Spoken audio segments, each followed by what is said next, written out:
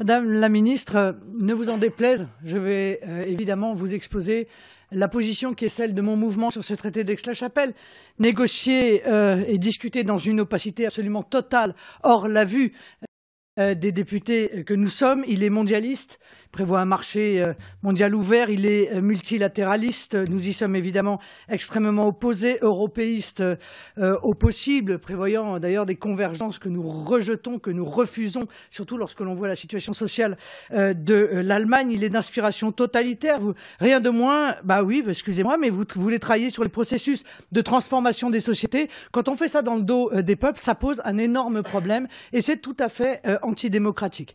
Il est attentatoire à la souveraineté des États, il est attentatoire aux compétences régaliennes, il est hégémonique vis-à-vis des autres États européens, il est conforme à la vision que vous avez et il envisage le partage de notre siège au Conseil de sécurité. Ne vous en déplaise, c'est ce que nous avons continué à dire. Et c'est si vrai, Madame la ministre, que après vous avoir rappelé au respect que vous devez comme ministre aux représentants des députés, car vous avez fait preuve d'un irrespect absolument total dans vos diverses déclarations, j'ai été amené à exprimer la position de mon groupe. C'est quelques millions d'électeurs tout de même, voyez-vous. Et vous m'avez envoyé sur le terrain. Vous avez dit, elle ne doit pas aller souvent sur le terrain pour dire des énormités pareilles. Si, madame, je vais sur le terrain et même je m'y suis fait élire, ce qui n'est pas votre cas. Ça, c'est un petit rappel de la position qui est la vôtre et de la position qui est la nôtre. Pardonnez-moi. Vous avez fait faire une vidéo qui a été diffusée sur le compte Twitter de la France à l'ONU, que vous avez fait retirer 6 jours plus tard. Pourquoi ? On peut s'interroger dans cette vidéo, très bien faite par ailleurs, vous indiquez que les deux pays assurent une présidence conjointe du Conseil de sécurité. Alors moi je veux bien que vous racontiez ce que vous voulez, mais ça c'était sur le Twitter de la France à l'ONU et c'est d'ailleurs sur le compte Twitter de l'Allemagne. Et donc vous pourrez vous y reporter puisque la vidéo sur le compte Twitter France a été supprimée, mais celle sur le compte Twitter Allemagne y est toujours. Alors, Madame la ministre, puisque nous n'avons que 2 minutes pour discuter en réalité de ce traité qui aurait peut-être nécessité de plus larges débats, nous avons, dans le cadre des multiples reproches que nous avons faits à ce traité, indiqué, ça n'est pas la première fois, que nous étions extrêmement inquiets, car en réalité, il y a des divergences fondamentales, notamment en matière d'armement et notamment en matière d'exportation d'armement entre l'Allemagne et la France. On nous a une nouvelle fois rayonnés. On nous a traités de propagateurs de fake news, comme ça évite d'argumenter. Quand on dit fake news, on pense qu'on a fait le boulot à La République En Marche. Le problème, c'est qu'on n'a pas fait le boulot. Et il s'avère que nous avons appris il y a très peu de temps que l'industrie, l'Allemagne refusait l'exportation du missile Météor de MBDA. C'est un sujet que je connais bien pour l'avoir suivi depuis longtemps. J'ai même écrit une grande tribune, je crois que c'était dans un quotidien connu sur ce sujet, parce que eh bien, nous n'avons pas précisément les mêmes doctrines d'emploi ni les mêmes règles d'exportation. L'Allemagne défend les intérêts de l'Allemagne et le Bundestag ne changera pas d'avis sous prétexte qu'il veut vous faire plaisir.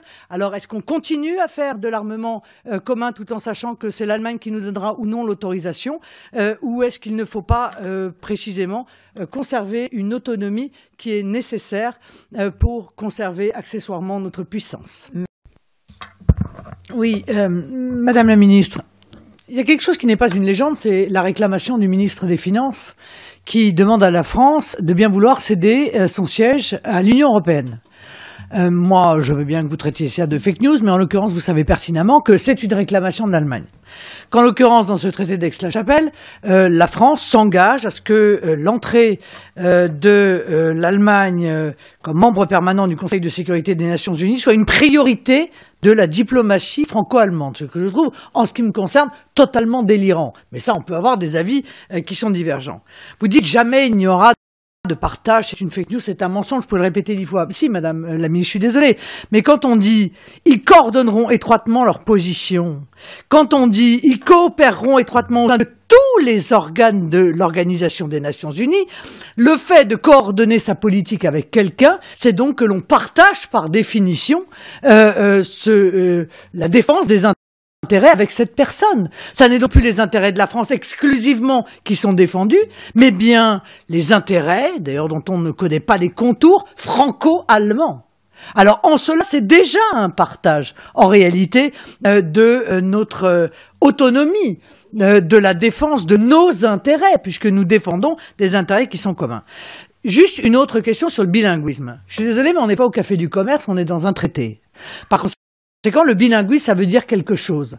Le bilinguisme, c'est pas uniquement le fait que des Allemands apprennent à parler français, que des Français apprennent à parler allemand. Ça, personne ne vous a attendu pour que ça arrive dans les zones frontalières, et tout le monde s'en réjouit, on trouve ça très bien.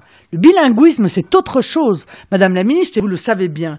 Et lorsque l'on écrit que l'objectif, dans l'article 13, l'objectif du bilinguisme, moi je suis désolé, je suis une juriste, hein. Je suis navré. Pour moi, le bilinguisme, ça veut dire quelque chose qui est exactement l'inverse de ce qui est prévu à l'article 2 de la Constitution française, c'est-à-dire la mise en œuvre sur le même plan de deux langues, y compris dans l'intégralité des actes administratifs qui peuvent exister, y compris dans les procédures judiciaires qui peuvent exister, y compris dans les procédures, dans les procès qui sont effectués au niveau de la justice, etc. C'est ça le bilinguisme. Alors, ben si, c'est ça le bilinguisme, c'est d'ailleurs ce que vous refusez au niveau d'ailleurs des réclamations qui sont faites par les...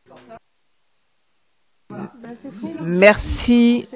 Il faut conclure, Madame la députée.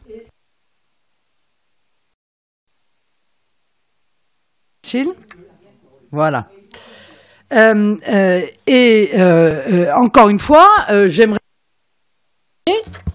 que vous nous rassuriez sur le fait qu'il ne s'agit que de permettre aux jeunes Français d'apprendre l'allemand et non pas de mettre en place une double langue de manière officielle dans cette région frontalière et dont on connaît assez peu les contours, puisque vous ne nous avez pas dit précisément ce qu'étaient ces compétences appropriées, ces ressources dédiées et les procédures accélérées qui sont évoquées à l'article 13. Merci.